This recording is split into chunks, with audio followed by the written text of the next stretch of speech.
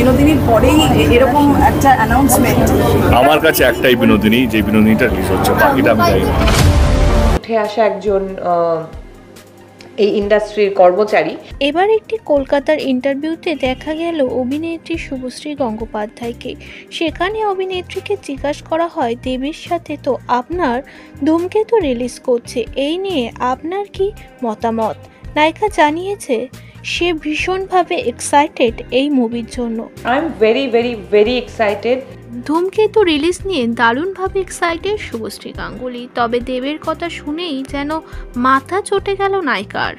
দেবকে নিয়ে কথা বললেই শুভশ্রী বলে, দেব ঘাটাল থেকে উঠে আসা ইন্ডাস্ট্রির কর্মচারী, এর থেকে বেশি কিছু আর বলতে চায় না। শুধু দেব কেন, আমি নিজেও উঠে আসা একজন ইন্ডাস্ট্রির কর্মচারী। দেবকে কর্মচারী বলে আবার নিজেকেও কর্মচারী বললেন নায়িকা।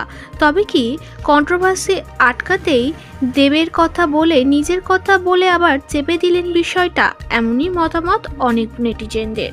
শুভশ্রীকে আজকাল দেখা যায় অনেক রকম কথা বলতে, অপরদিকে দেবকেও নানাভাবে অ্যাটাক করতে দেখা যায় শুভশ্রীকে। একটা সময় ভালোবাসার সম্পর্ক ছিল দেব শুভশ্রী, যেই জুটি নিয়ে ছিল সর্বদা চর্চা। তবে আচমকাই ভেঙে যায় দেব শুভশ্রী জুটি। আজও তারপর থেকে কখনো একসঙ্গে কোনো মুভি করেনি তারা, কিন্তু তাদের নিয়ে সর্বদা আজও চর্চা লাগে সোশ্যাল মিডিয়াতে।